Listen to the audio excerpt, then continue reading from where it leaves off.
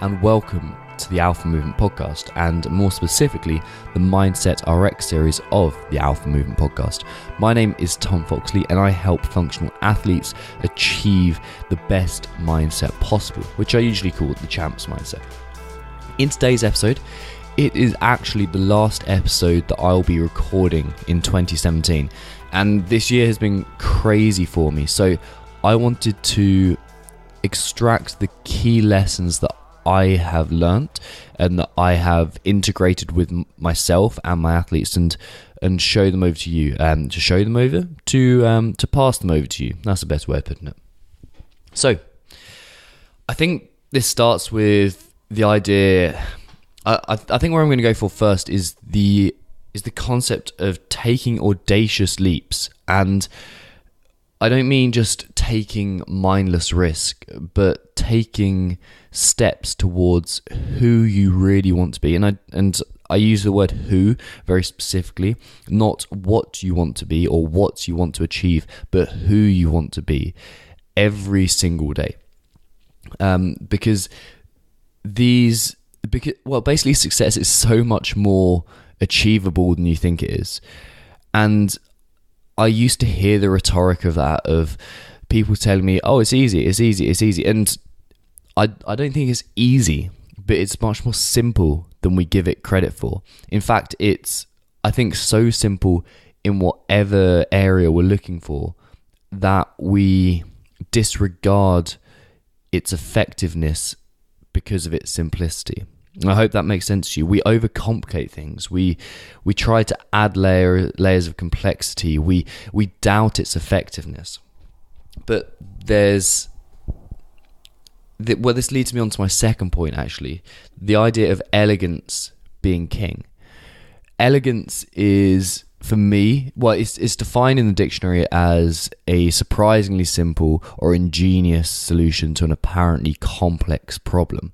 The way I incorporate elegance into my life is by reducing the amount of tasks I have to do every day, and I reduce this down to, in all areas, whether this is in health, wealth, love, or happiness, I reduce this down to a key 3 to 5 tasks that I perform every single day to make my life run smoother and to take action every single day. So in training, or in the world of fitness, this is supplements, nutrition, hydration, and training or rest. That's it. Those are the things I do every single day. I don't try and overcomplicate things. I outsource all my programming so I don't have to think about it. I follow a lot of Julian Pinot's work, and I do my Brazilian Jiu-Jitsu, so I don't have to think about things because it's already taken care of. My job on Awakening is to execute. Like doing this podcast, for example, I wasn't thinking about this too much. It was, okay, jot down my 5 notes, and then I'll get on the microphone and execute instead of procrastinating, perfecting. And this is what we do in fitness the whole time. Like, how can I enhance my supplements? How can I enhance my hydration? Should I be taking salt with my water, or should I not be taking salt with my water? Should I be eating 3,100 calories or 3,200 calories per day? And we overcomplicate things, and we begin to confuse ourselves by adding these layers of complexity, and it's just not the solution. The solution is, and the way I've found in all areas of my life, it is elegance. It is removal of the excess. It's finding the simple solution. It's taking the complexity out of it and simply executing every day. So point 1 is to set audacious goals, ridiculously audacious goals, and take daily steps towards them. And then step 2, or the second lesson, is to place elegance or simplicity where it should be. My mentors always, the two of them, they always mention simplicity and consistency equals success. And that's true. We need to be consistent with things, and we need to be simple with things, because it's the slow and the steady. I think I read this a few hours ago. Something from Seth Godin. He said, "Slow and steady wins the race." It's not the slow bit that is difficult, but it's the steady. It's the turning up every single day to do the steadily, watching those watching the bucket fill up drip by drip. And that's the difference between someone who is successful and someone who isn't successful. And I mentioned mentors a second ago, and that is the third thing that I'd like to bring up.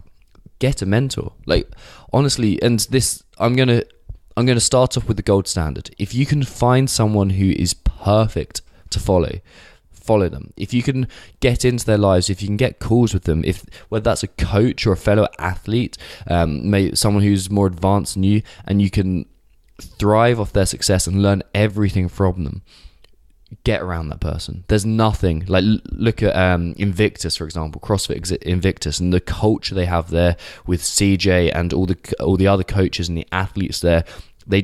They breed fantastic athletes. It's fantastic there to go, but it's because of the culture that you're going into. And you can do that with the mentors that you surround yourself by, the people, the athletes, the coaches that you surround yourself. And this is a gold standard. If you can be around that person, there's nothing like it. I think something like an internship with an athlete would be fantastic for the driven athletes, but it's not. Let's put it this way: mentoring in person isn't the only way. Let's look at the medium that we're talking through now, a podcast.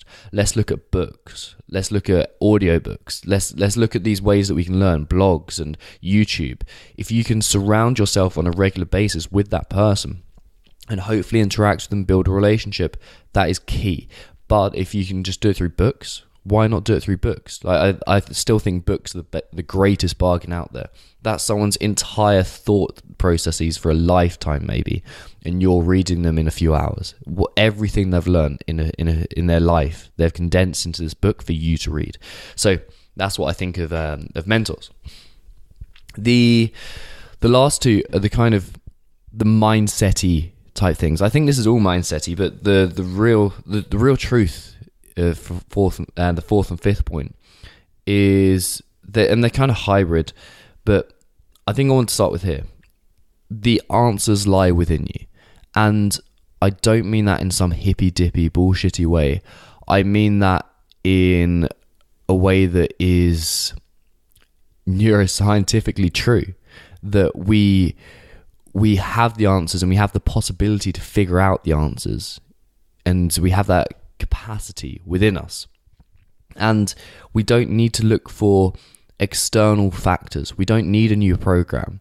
We don't need a new nutrition plan. We don't need the newest book, contrary to what I've just said. We don't need all this new external shit. What we need is to look inwards and identify these beliefs that we hold and peel away the layers and stop putting up the defenses, because what we intrinsically are as human beings is limitless potential. And I've spoken about this before, and like, whilst I don't agree with the concept of limitless potential being true, I think acting as if it were true is the most beneficial thing we can do.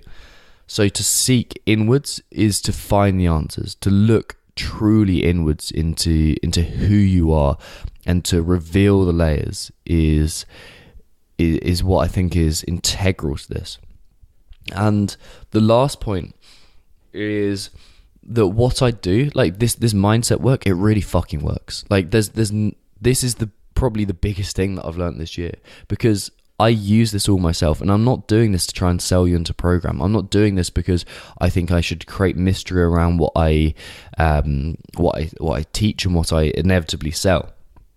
But I think it's because, well, frankly, you can listen to these podcasts and you can extract and you can learn. You can read Carl Jung and you can read psycho-cybernetics, and you can go on your own spiritual, and I use spiritual in terms of seeking inwards, your own spiritual journey, and find like all of this stuff out, and you can start reading Stoicism as well and other kinds of philosophy, and you'll find you'll find all of this out. But the core concepts that I teach, they work, and it's that simple. They truly work, and it is a process of going inwards. Like I said, it's a process of becoming aware of your thoughts, of allowing yourself to be vulnerable for just a second and finding the truth within, whether that is whether that attains to your goal or pertains to your goal of athleticism, whether that pertains to your goal of